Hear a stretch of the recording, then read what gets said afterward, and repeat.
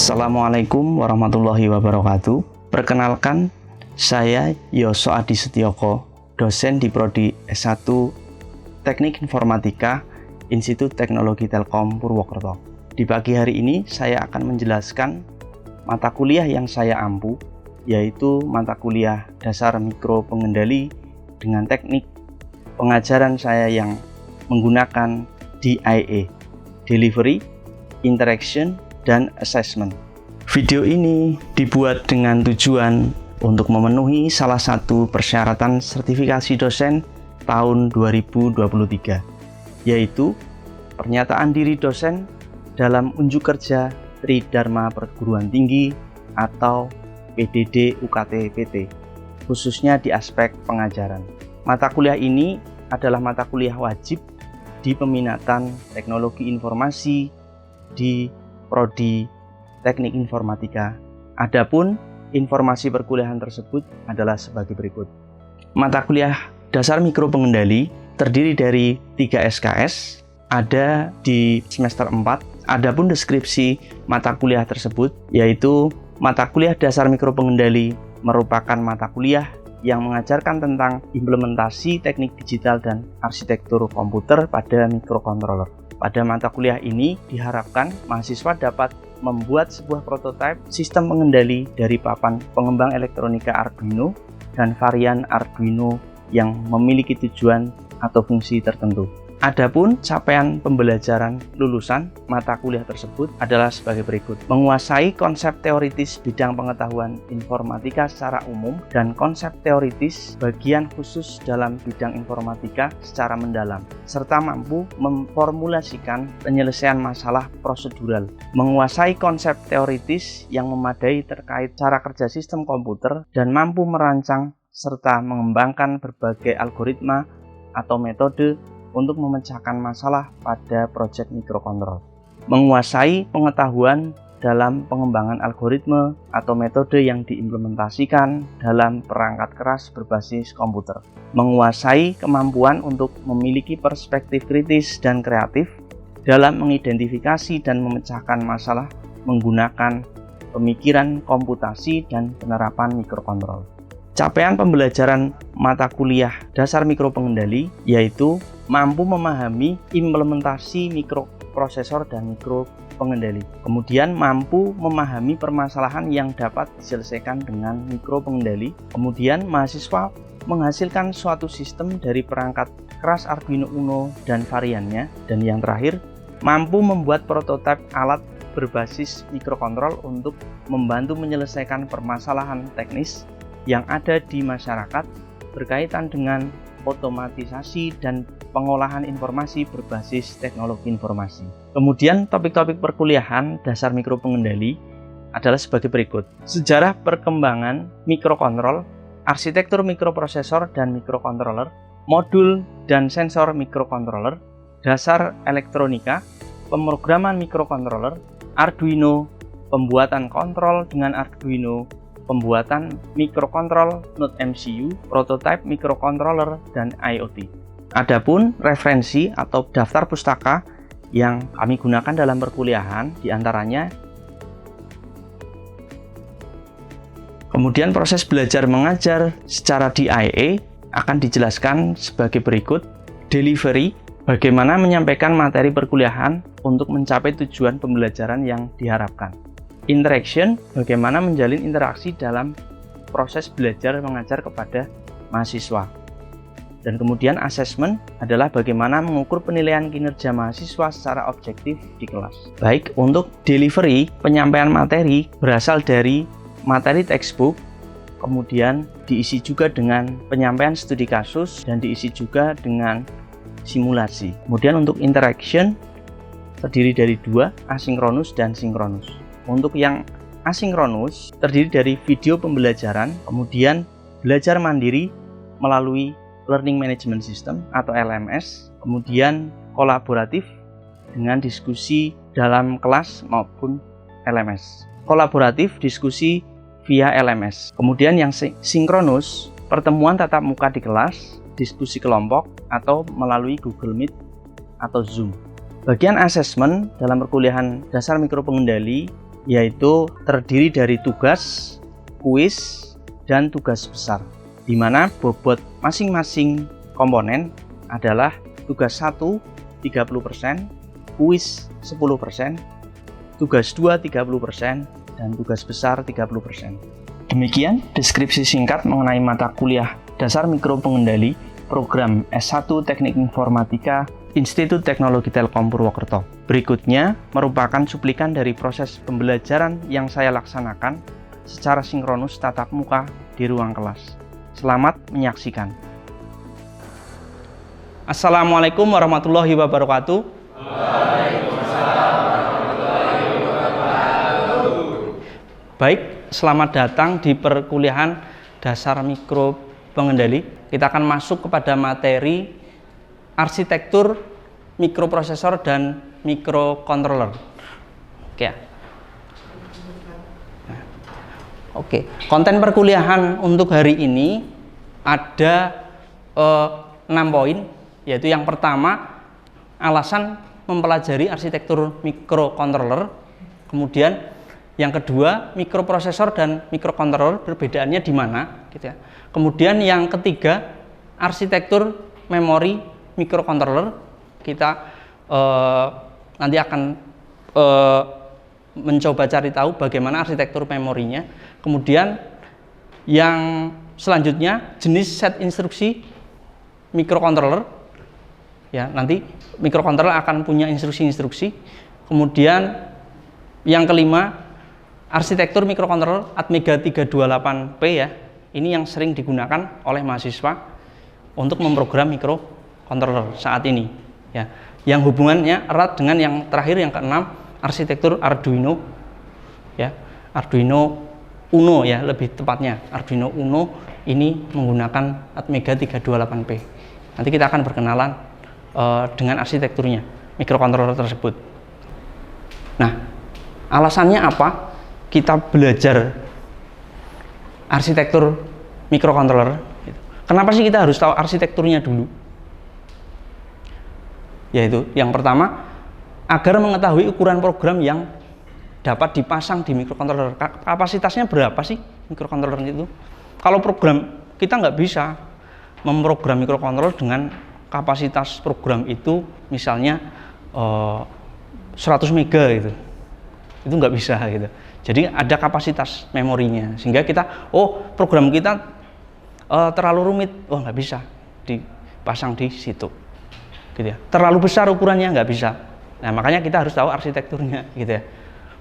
Kemudian yang kedua, agar dapat mempertimbangkan kebutuhan komputasi sistem. Nah, kita mau bikin program yang bisa dengan tinggi, ada artificial intelligence-nya yang canggih gitu, itu bisa jadi tidak berjalan di mikrocontroller karena ukuran memorinya dan prosesinya sangat kecil. Ya, makanya kenapa disebut sebagai mikro, ya. Kalau kita udah bilang mikro, ya nggak bisa komputasi yang besar gitu. Beda dengan laptop, ya. Laptop komputasinya jauh lebih besar. Nah, nanti kita bisa lihat berapa sih kecepatan eksekusi prosesornya, gitu ya. Oke. Kemudian agar mengetahui set instruksi mikrocontroller. Nah, kalau zaman dulu ini kita memprogram mikrocontroller itu tidak menggunakan bahasa high level language, tidak menggunakan bahasa, kalau sekarang kan kita kenal dengan bahasa C gitu ya, itu udah high level. High level dalam arti apa? Bahasa pemrograman yang mudah untuk kita program gitu, yang lebih bahasa, ada yang mengatakan bahasa tingkat tinggi gitu ya. Kemudian kalau dulu pakai apa? Kalau sekarang pakai C gitu ya. Kalau dulu assembly gitu ya. Kita akan di mata kuliah prerequisite mata kuliah ini kita juga seharusnya sudah berkenalan dengan assembly gitu ya. Pernah mendengar assembly MIPS belum? Belum ya, assembly MIPS belum ya. Nah, itu ada di mata kuliah yang prerequisite mata kuliah mikrocontroller ini. Sebenarnya ada bahasa assembly gitu ya. Nah, itu contoh bahasa assembly sebelum bahasa C gitu. Bisa nggak microcontroller dengan bahasa assembly? Iya, di periode tahun ya sebelum tahun 2000 gitu ya, memprogram microcontroller itu bahasanya assembly gitu ya. Nah sekarang sudah difasilitasi dengan bahasa pemrograman yang high level, bahasa C, sehingga C nanti akan mengkompilasi program kita menjadi bahasa assembly dan bahasa mesin nanti gitu ya. Nanti dari bahasa assembly, kalau yang zaman dulu bahasa assembly kita coding gitu ya, kemudian kita pakai assembler. Nah assembler itu nanti dia akan mengkonversi ke bahasa mesin. Nah bahasa mesin ini yang akan di-upload ke microcontroller gitu.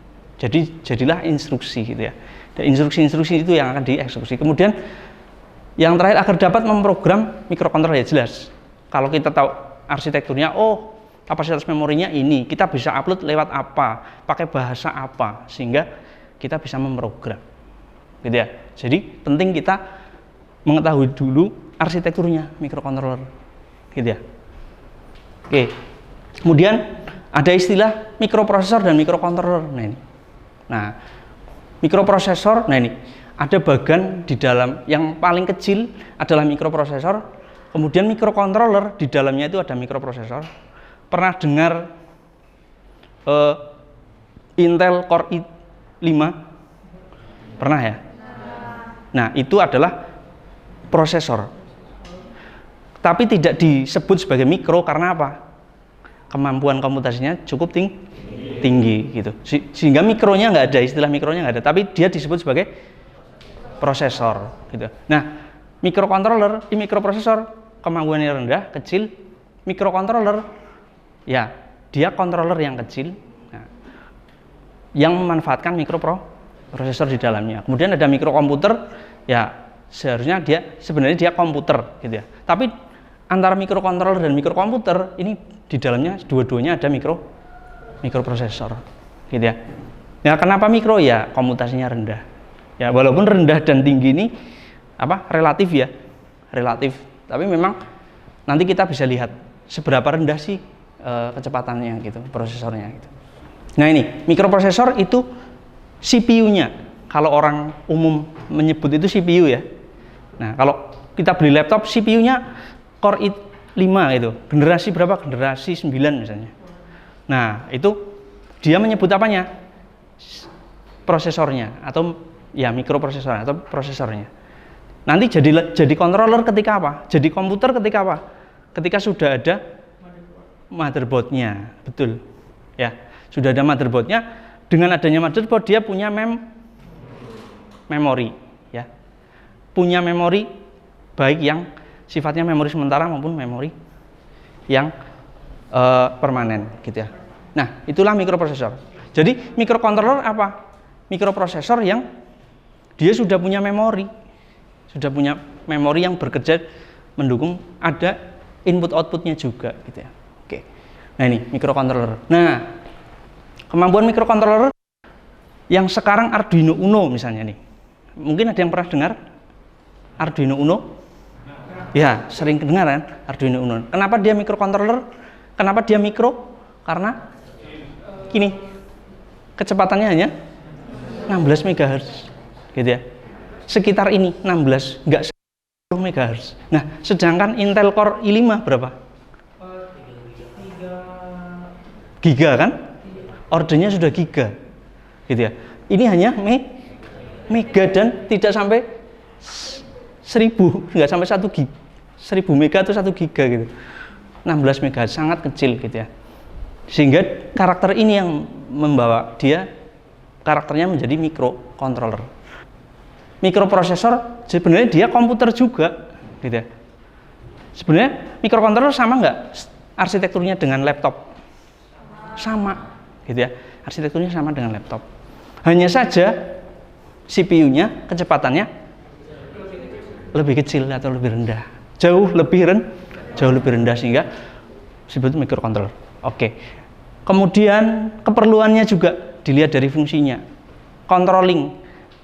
Contoh, kita mau mengontrol pintu otomatis. Pantas nggak kita pasang komputer? Iya nggak? Hanya untuk membuka pintu, saklar untuk membuka pintu otomatis. Masa kita pasang laptop di dekat pintu gitu? Kan enggak, terlalu tidak efisien resource gitu ya. Gitu. Oke, sehingga keperluannya memang untuk hal-hal yang controlling yang sederhana. Buka pintu otomatis, palang pintu parkir, gitu ya. Remote control, gitu ya. AC bisa beradaptasi dengan suhu di sekitar. Dia bisa suhunya naik atau turun. Kita nggak perlu komputer, gitu. Komputer besar, gitu ya. Itu terlalu berlebihan. Sehingga memang untuk keperluan controlling sederhana. Nah nih, pabrik-pabrik microcontroller, vendornya ada. Intel juga punya microcontroller. Selain laptop, dia juga produksi, gitu ya. Keempatnya ini perusahaannya ada di mana? Di Amerika semua. Gitu. Mereka bersaing memproduksi mikroprosesor, gitu ya. Ini di Amerika semua. Nah ini produk-produknya, microcontrollernya. Nah ini AVR ini, ya ada Intel punya 8051, terus Freescale ini perusahaan di Amerika punya. Nah AVR ini yang dipasang di Arduino. Oke. Kemudian arsitektur memori. Nah, di sini kalau di arsitektur mata kuliah Arsikom, mungkin yang kita bahas adalah von Neumann machine ya. Pernah dengar von Neumann? Pernah ya? Di kuliah Arsikom ya? Semester berapa? Semester 2 ya. Kan von Neumann ya. Nah, von Neumann itu apa? Menggabungkan program dan data itu ada di RAM. Ketika kita memprogram data dan instruksi itu di load di RAM. Satu lokasi RAM. Tapi kalau Harvard ini salah ya, salah. Harvard bukan Harvard. Harvard ini lokasi program dan lokasi data itu dipisah. Jadi instruksinya add, move dan lain-lain. Bahasa assembly-nya atau bahasa mesinnya ada di satu lokasi memori yang berbeda dengan data. Gitu ya. Ya, ini berbeda arsitektur. Nah, kalau von Neumann kan dulu kita memprogram assembly dalam satu kolom ya. Kolom itu RAM gitu. Tapi kalau ini terpisah. Harvard gitu ya. Oke. Nah, ini von Neumann dia memorinya satu lokasi. Kalau Harvard dia ada data memori, ada program memori. Ini yang dipakai di Arduino juga seperti itu. Arduino tidak semua Harvard. Ada juga yang menggunakan von Neumann. Nah, kalau dilihat dari ukurannya, yang menggunakan von Neumann itu biasanya memorinya besar. Satu lokasi memori tapi cukup besar. Tapi kalau memori-memori kecil dia lebih banyak menggunakan Harvard, gitu ya. Oke, jenis set instruksi. Nah, ini ada CISC dan RISC. Pernah dengar? Apa? Kompleks sama reduce. Materi di mana? Iya, Arsikom ya. Oke. Reduce ini nanti set instruksinya lebih sedikit. Mikroprosesor atau mikrokontroller yang menggunakan RISC ini lebih sedikit instruksinya. Nah, ini contohnya. Nah, dan dia kompleks. Kalau CISC dia disebut kompleks kenapa? Karena dia harus menerjemahkan mesin instruksi ke mikroinstruksi. Kalau RISC dia instruksi ya udah langsung dia eksekusi gitu. Tapi kalau CISC ada instruksi jumlahkan bilangan register 1 dan register 2. Dia langsung terjemahkan dulu. Dan ya sebenarnya problemnya apa? Sebenarnya arahnya ke CISC gitu. Dia lebih sederhana gitu ya. Sebenarnya tujuan dari CISC apa? Mengurangi baris program. Instruksinya dibuat kompleks agar programnya lebih sederhana. Niatnya seperti itu. Sehingga dengan program yang sederhana dieksekusi lebih cepat. Niatnya. Ini referensi dari buku William Sterling, Arsitektur Komputer. Niatnya seperti itu awalnya, tapi itu tidak tercapai sehingga orang sekarang ke RISC lagi. Jadi di reduce instruksinya nggak usah lah instruksi yang ribet-ribet gitu. Instruksinya cukup yang sederhana.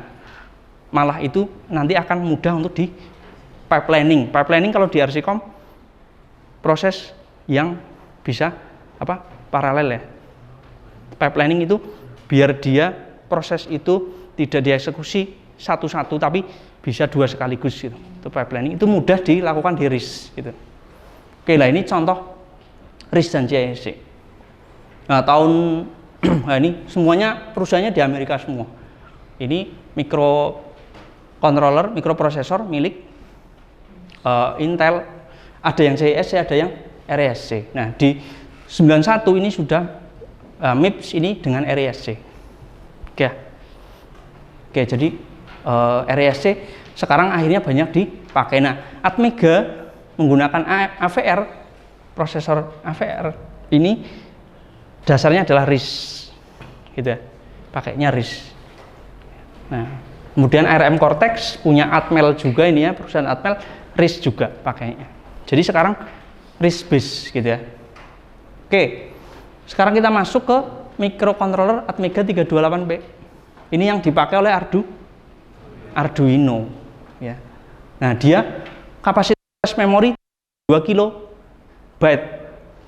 32 kilobyte ya, programnya maksimal 32 kilobyte. Kalau punya program yang besar 1 mega bisa nggak masuk? Nggak bisa. Makanya memang keperluannya kecil. Oke. Nah, ini arsitekturnya seperti ini. Nah, ketika kita mengupload program ke Arduino, ditaruh di mana? Di flash memory. Jadi ukurannya tadi 32 kilo. Oke ya, 16K dikali 16 bit. Oke ya.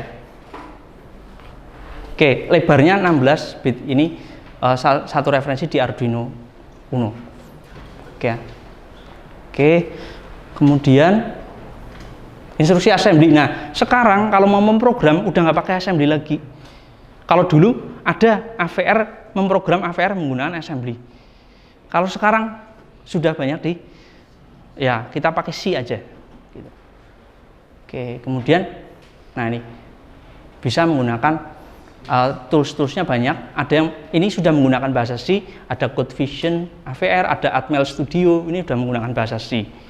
Dan yang memudahkan kita lagi, nah ini proses kompilasinya ya.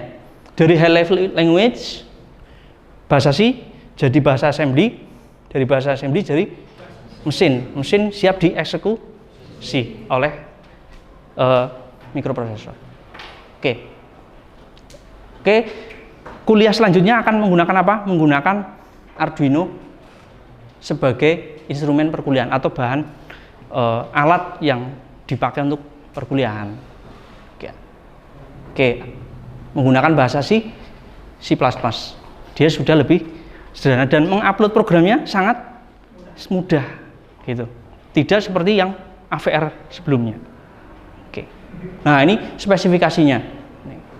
Mereka menggunakan AVR semua, Arduino. Ya. Arsitekturnya Harvard. Ada yang von Neumann, tidak semua Harvard. Nah, ini Arduino. Nah, ini wujudnya seperti ini. Oke. Nah, mikrokontrolernya ada di mana? Arduino Uno. Ini nih, lempengan ini.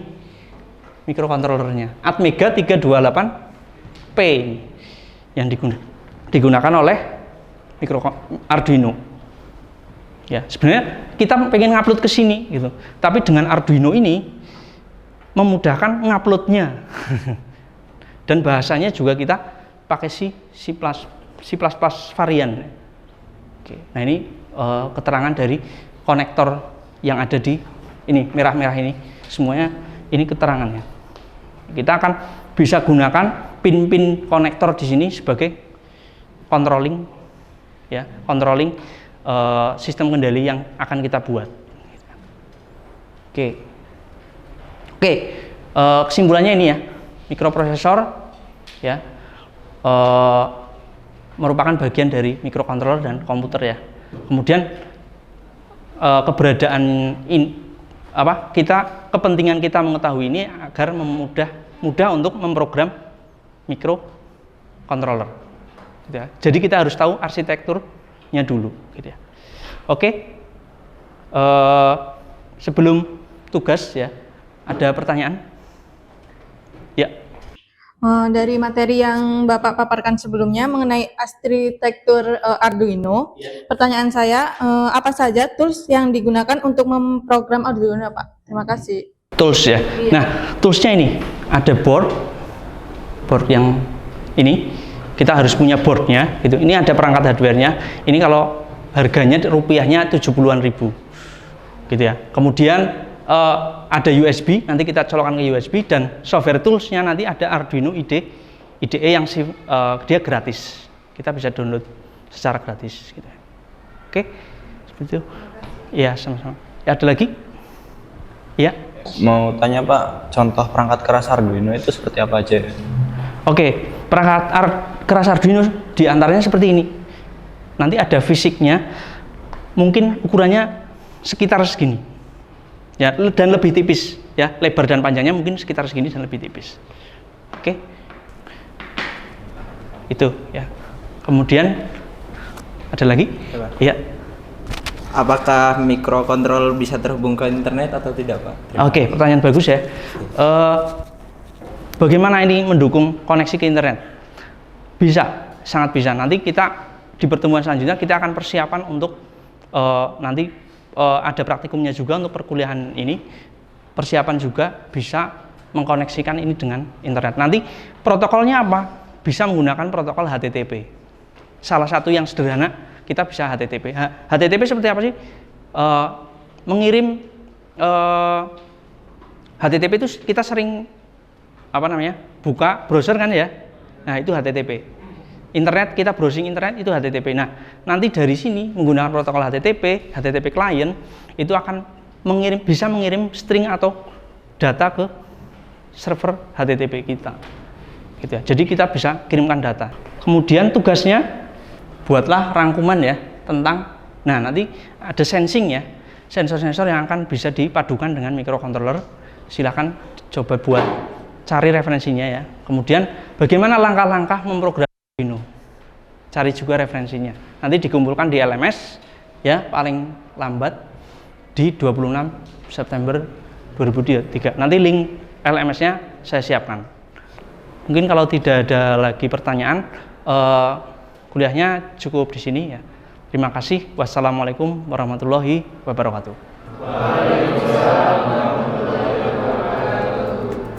Demikian deskripsi singkat serta cuplikan proses pembelajaran dari mata kuliah dasar mikro pengendali yang saya ampu. Semoga dapat memberi gambaran mengenai kinerja pengajaran yang saya lakukan, khususnya di mata kuliah dasar mikro pengendali di program studi S1 Teknik Informatika. Saya mengucapkan terima kasih kepada seluruh tim penilai dan tim panitia sertifikasi Smart Dosen tahun 2023, khususnya dari Direktorat Sumber Daya, Dirjen Dikti dan Ristek, Kemendikbud Ristek Indonesia. Tidak lupa saya mengucapkan terima kasih kepada Institut Teknologi Telkom Purwokerto, Fakultas Informatika, rekan sejawat dosen, dan rekan-rekan mahasiswa. Demikian yang dapat saya sampaikan. Atas semua kekurangan dari saya mohon maaf yang sebesar-besarnya. Wabillahi taufik wal hidayah. Wassalamualaikum warahmatullahi wabarakatuh.